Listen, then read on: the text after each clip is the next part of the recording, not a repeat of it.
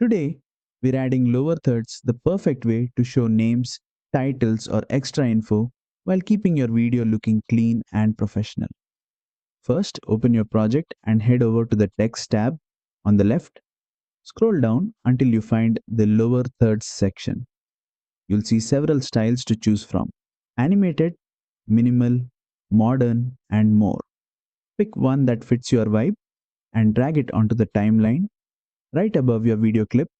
Now, select the lower third layer. On the right side, you'll see the Text tab.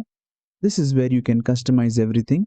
Type in your name or title, change the font, adjust the size, pick a color, and position it exactly where you want on the screen.